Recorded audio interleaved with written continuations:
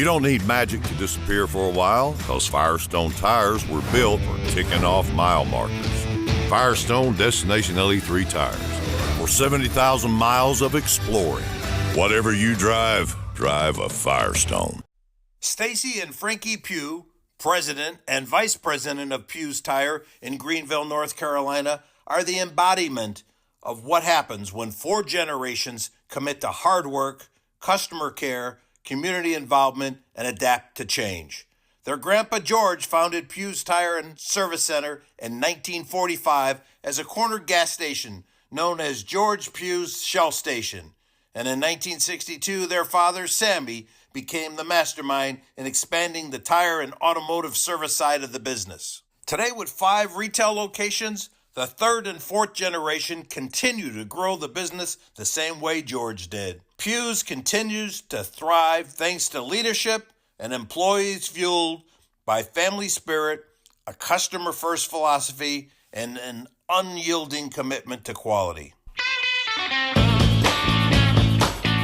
Welcome to Johnny G and Friends. I'm Johnny G, and on today's podcast, we're joined by Stacey and Frankie Pugh, President and VP of Pugh's Tire down in beautiful Greenville, North Carolina. Guys, welcome to the show. Oh, glad to be here. How you doing, Johnny G? We're doing great this morning here, my friends. You know, guys, I got to just tell you, one of my fondest memories in my 55 years of being in the tire industry was when I was a VP in sales back in the 80s. And I was riding with your grandpa, George, in his pickup truck. It was like riding around with Sam Walton, you know. And we left some stores. We had some lunch. And all of a sudden, he starts driving down this residential area. And I'm like, okay, this is what's going on here. And he said to me, John, see all those houses right there? There was like 4 or 5 houses. And I go, yeah, I see them. I said, what's up with those? He said, well, I own all those. I go, really? What do you do with them? He said, well, when they're not occupied, I store tires in them. I've never had a tire dealer tell me that before. But boy, your grandpa really loved to buy tires, and I love a guy that likes to buy tires. Any stories on that one there that you'd like to fill in? Our grandfather, now, he believed in a healthy inventory, and you know, our grandfather and our grandma Margie, you know, she was, Dad and Granddad sold it, and Grandma collected it. That was their motto in the 60s and the 70s. And my grandma, you know, one day she said, George, she said, now, we don't need any more warehouses. He said, well, I don't know about that. So he just kind of took it in one ear and let it go out the other. And he said, well, I got these rental houses. And he said, I'll just fill the rental houses up with tires. He said, Mama won't know anything about that. I mean, he put them in the kitchens and bedrooms, everything. I've never seen anything so beautiful. They were full. How about you, Frank? How about you? Some memories about your dad, Sammy, or your grandpa, George? Yeah, I tell you what, when I go back to memories of my grandfather and his love for tires, not only tires, but Firestone tires, he loved them. That was he was gum dipped in Firestone rubber, I guess.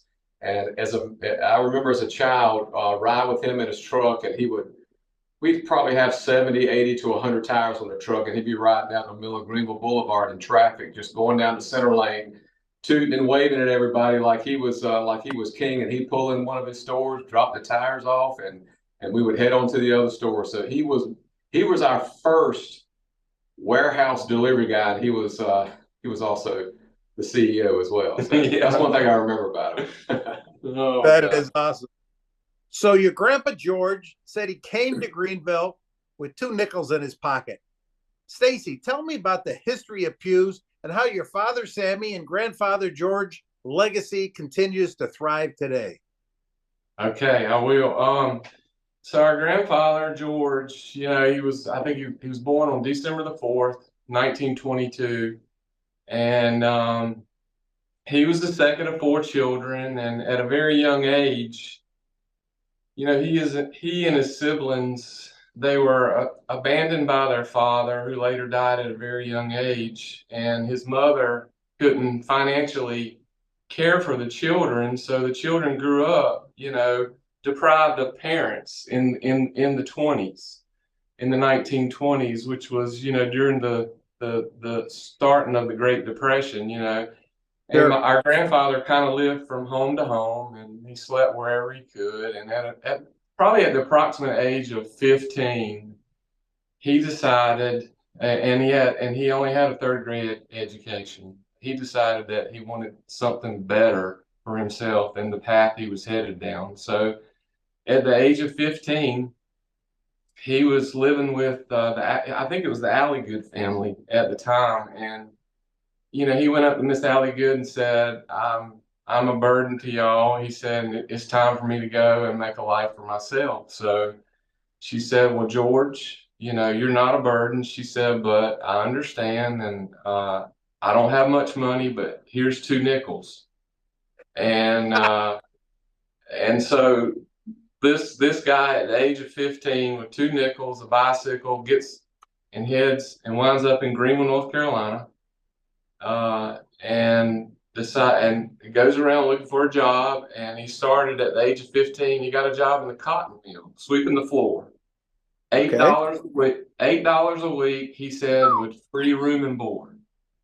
And he did that for a short time and realized that wasn't like what he wanted to do. So he was very intrigued with the taxi service back then. He said he went to motor vehicles, and he said he was 15. He said, but you had to be 16 to get your driver's license. He said back then, he said, they just believed what you said. And he said, so I lied about my age. And he said, and I told him I was 16.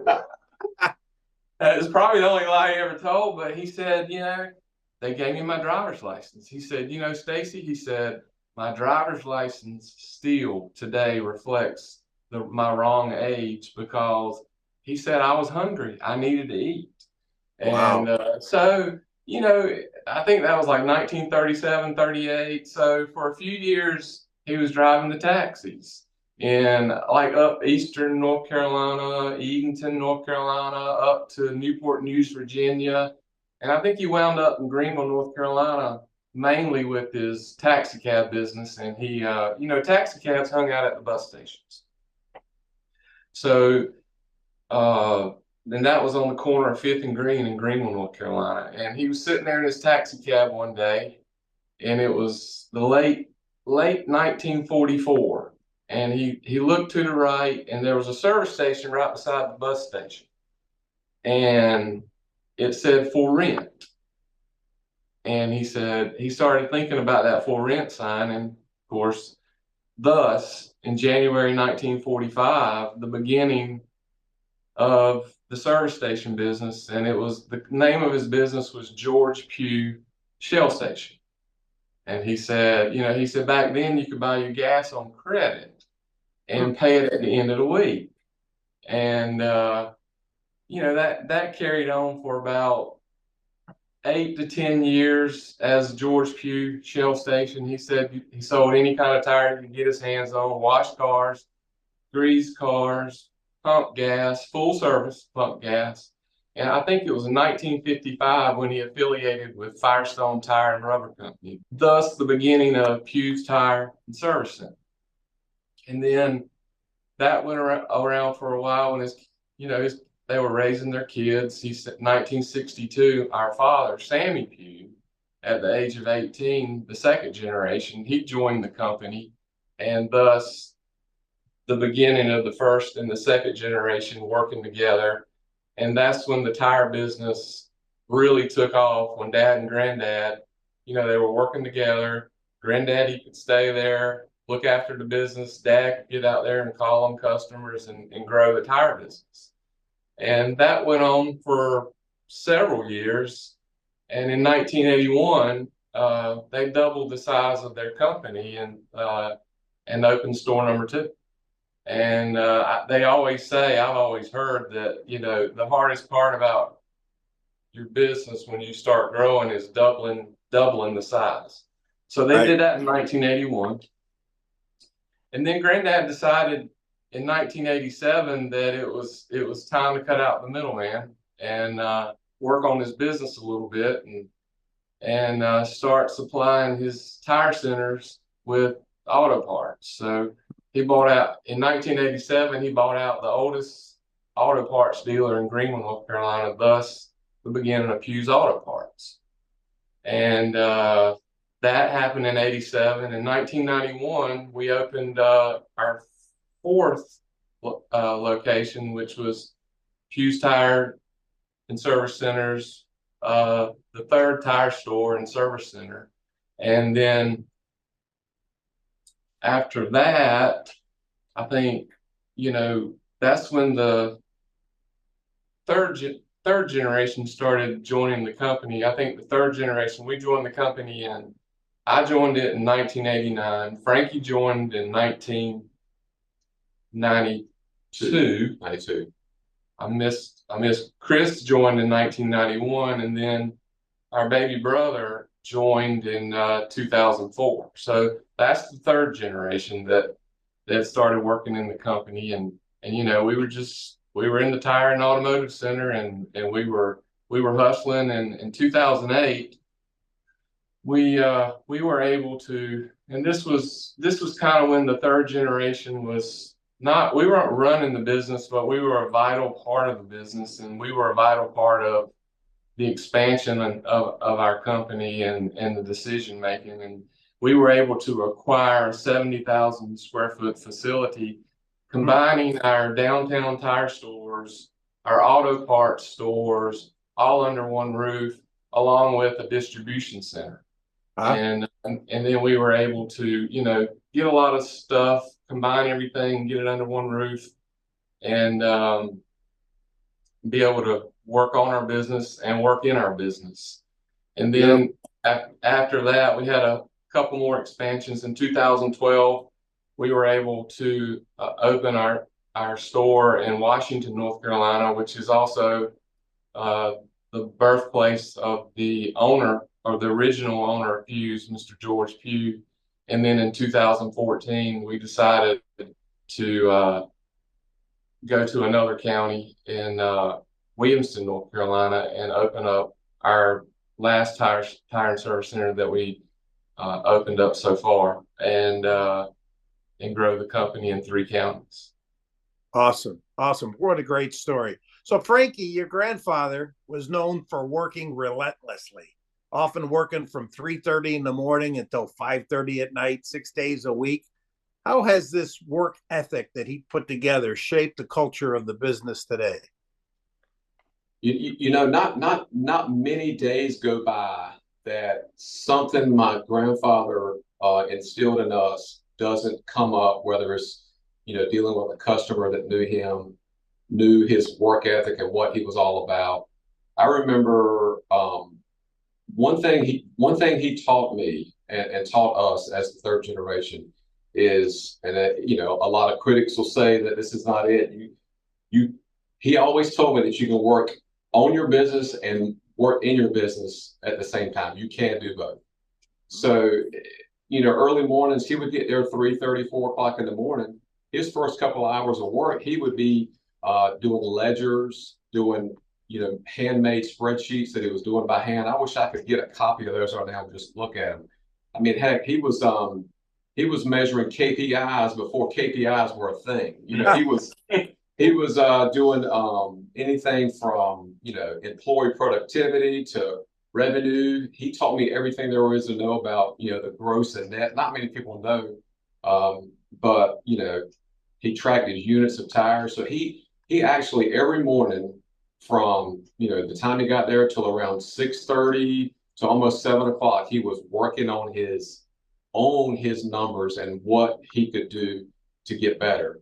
And I remember so fondly, his first piece of technology, Johnny, was not a computer, but it was a fax machine.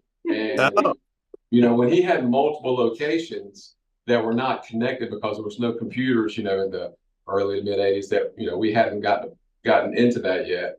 He would get all the stores to fax their figures for early in the morning, like 7:30, so he could finish his spreadsheets and go on about his day. So he used to love to call me and say, "Hey man, fax me some good figures, brother. I need them." So that's what I remember about him. The biggest thing is he was a grinder. but he was a kind person. He always loved to help a fellow team member, fellow employee, and a fellow citizen that needed some help. He was always there to lend a hand, and that's really what he has taught us over the years. Oh, that's awesome. So Pugh's Tire is in its fourth generation now, right? And so what ways have you guys seen the business evolve with each generation? What have you seen?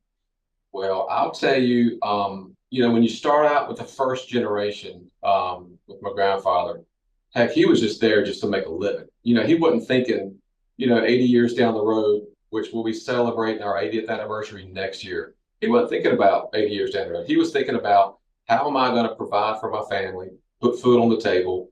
We're in the mid to late 40s. You got post depression, you got Right. world wars going on, and he just wanted to provide and make a living. As things calmed down, and the second generation came in, things started to change a little bit. So as each generation has come in, I feel like each one of them has brought something to the table. Fortunately for us, as third generation, you'll probably, you've heard the stories like first generation builds it, second generation grows it, third generation spends it and runs it in the ground. We were almost like second generation, because we were able to work with the first generation and the second generation. My father, who was a vital part of the business, didn't really care about the running part of the side. He wanted to sell.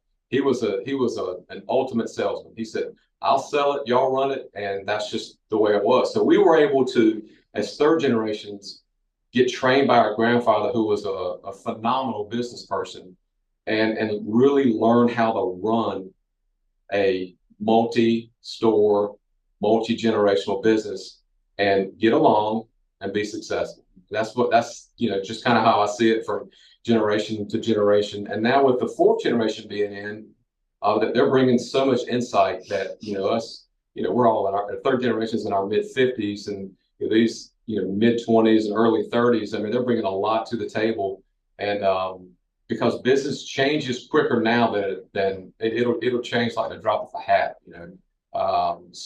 but yeah, they've done a lot to help us, and yeah, it's great. So Stace, what's the most important business lesson that you've been able to teach the fourth generation, and what is the most important business lesson that they've taught you? Yeah.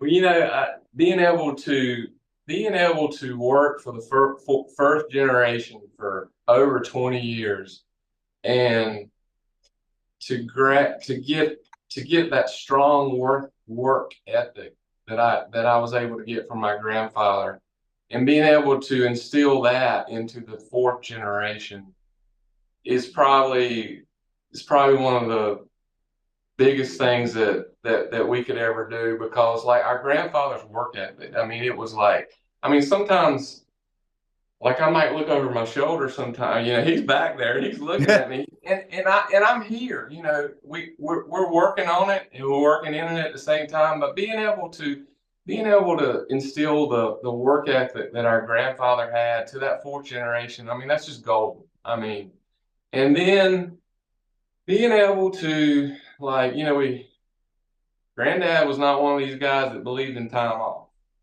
I give you I give you Saturday afternoon and Sunday off. Isn't that enough? Yeah. And you know what?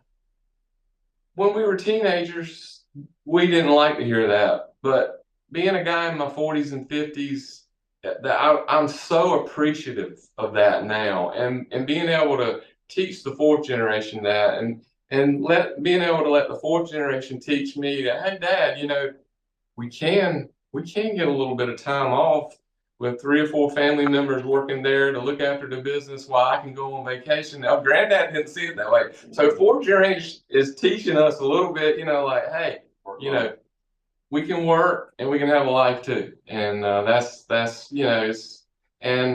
fourth generation teaching us the digital age. I remember when we first started the Facebook, the Twitter, and I can't call all the, we were relying on the fourth generation to help us get started, because you attract your customers so many different ways today than you did back in the set. I mean, I can remember hearing my dad and my granddad in 1974. We ran a full page ad in the Daily Reflector. He said, and we had to get to work an hour before we opened so we could be ready for the monsoon of customers beating your doors down.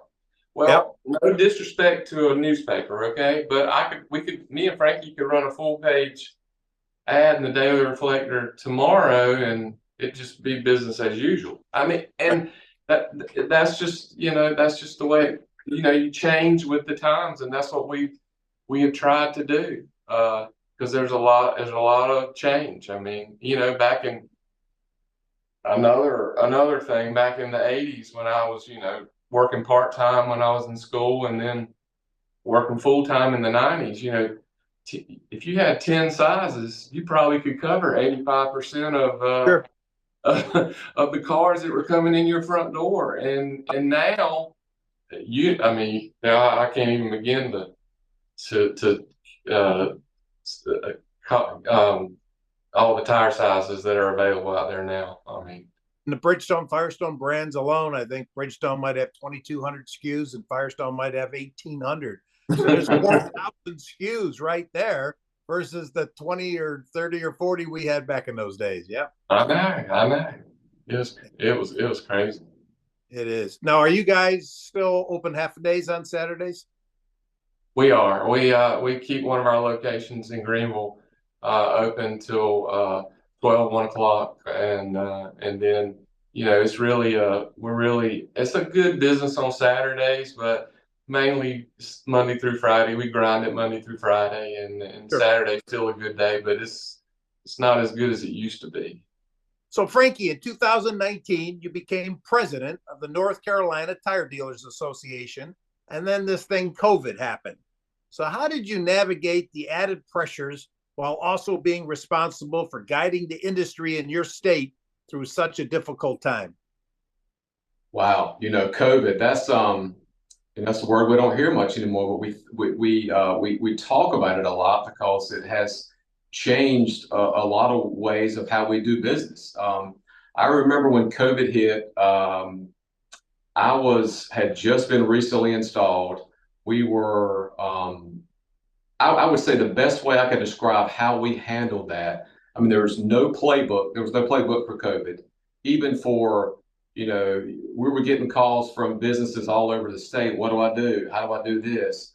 So I would say the biggest thing is the board of directors for the NCTDA, phenomenal group of guys. We got together as a team with Reese Hester, our executive director, Reese Hester. He's been doing it for years. And it was just constant communication between our board and our team. And, we were able to bring a lot of insight to the tire dealers that were asking questions. And because we were made essential, we were essential workforce. And I would just say that, teamwork, because we were here at Pugh's. I mean, because there was a lot of added pressure back home because, for the first 2 months of COVID, 2.5, almost 3 months of COVID, your business is down 60%. You're standing around and wondering what's going to happen. So we're meeting on a daily basis. So I was taking information from our meetings and, passing along to Reese, and Reese was passing along information to me. And one of my really good friends from Chapel Hill, Mark Pons, who was at the time was the vice president. I think you've had him on your show already. And, I have. Great friend of mine, great person.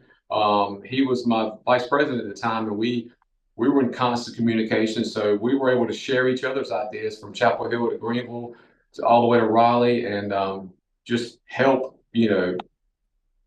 just kind of get us through it, And then all of a sudden, July 1st came around, and business really hasn't stopped since. It's just kind of crazy. So, well, you got a great organization down there. I know Danny Honeycutt has always invited me to come down, and I think 7 years ago I was speaker down at the North Carolina Tire Dealers Association. Just a great group of guys you have down in the state of North Carolina.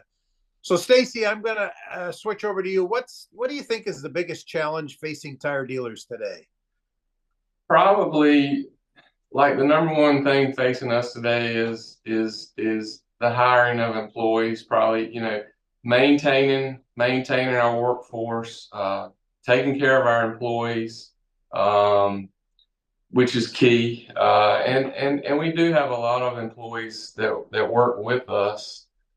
We've always focused working with us, not for us. And I think we try to run a family business, and we try to be family with our employees. We try to create that family environment so they enjoy working with us, and we thus creating longevity with our employees. I mean, and then working on our customer service, trying to, maintain our customer base, and trying to stay loyal to our customers to keep them coming back. Our granddad always focused on, and this is something that's carried down to the generations. Our granddad, he woke up every single morning thinking about his customer, because he always said, if you don't take care of the customer, somebody else will. And we're always focused on taking care of that customer for the repeat business. And we want our customer to have a really good experience when they're here at Pugh. We want them to enjoy coming in. I know they're spending money, but we want them to enjoy their time while they're here. And it's really a good environment here at Pugh's. I mean, we try to keep very clean stores. Our customers enjoy coming in and waiting with us. I mean, but probably number one is that employee retention in these times. Makes sense. So are you, because of your fourth generation, going to be 80 years in business, are you seeing second and third generation customers coming in, or fourth generation also? Oh, that's what's so crazy, about, now I've been working for the company so long now that the kids that I saw coming in with parents' cars they're now bringing their car. I remember my dad telling me back in the 60s, he said, when I was putting air in their bicycle tires, he said, and 10 years down the road, I was putting air in their car tires. He said, but, it's just taking care of them to keep everybody coming back. I mean, it's just crazy. And I think to kind of piggyback off of that, to kind of, it all goes back to our core values, the culture that people always throw the word culture out there.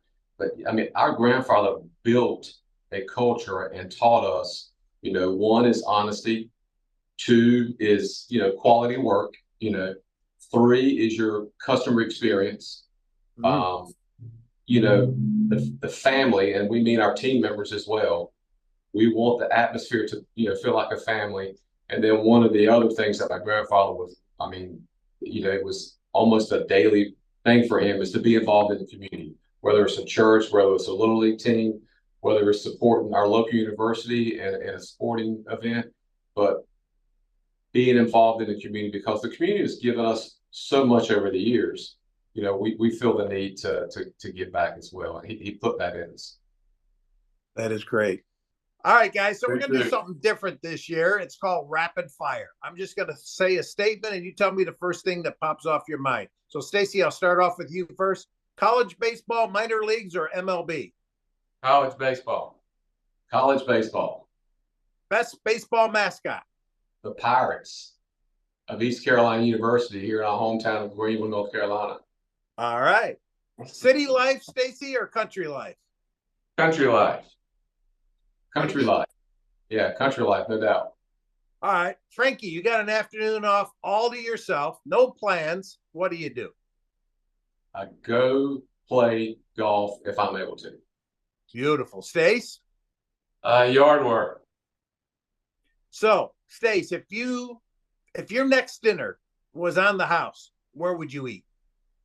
A nice steakhouse. Any particular brand? Ribeyes. Frankie? I would go buy the steaks and cook them at home and have a dinner with my family. Oh, love it. Love it. Favorite movie of all time, Stace? Air Force One. Beautiful. Frankie? A Few Good Men. Great. What's a cause you deeply believe in, guys? Giving back to the community. Beautiful. Frankie, anything to add to that? Yeah, local charity here called Children's Miracle Network. It's near and dear to me and my wife's heart, so we try to give back as much as we can. Beautiful. Stacey, using a few words as possible, what's the best advice you could give another independent tire dealer? Take care of your customers. Frankie? Be honest and have integrity and be kind. Beautiful words. Beautiful words. Great. So, Frankie, I got a question for you. What's the best golf course you ever played with your brother, Steven, yourself, and Johnny G? Oh, wow. I was fortunate enough last September, to get a phone call from you yourself, Johnny G, that one of my dream courses to play was Firestone Country Club in Akron, Ohio, and I was able to go up there with my younger brother Steven. Stacey couldn't make it, but we were able to go up there and play one of my dream courses. It was always, and it definitely, met the billing. It was a beautiful place, beautiful hospitality, and my host was none other than you, and you were great to us, and we appreciate it. Yeah. That was great times, great times. Tell Stephen and everybody else, the rest of the family, I said hello. Listen, guys, I really want to thank you for taking time out to be on Johnny G and Friends. I really appreciate all that you've done for me over the years, for my career also. So thanks again. Be safe out there. You take care. All right, Johnny. See you, Johnny. Have a great day. Thank you. Thank you. You don't need magic to disappear for a while, because Firestone tires were built for ticking off mile markers. Firestone Destination LE3 tires for 70,000 miles of exploring. Whatever you drive, drive a Firestone.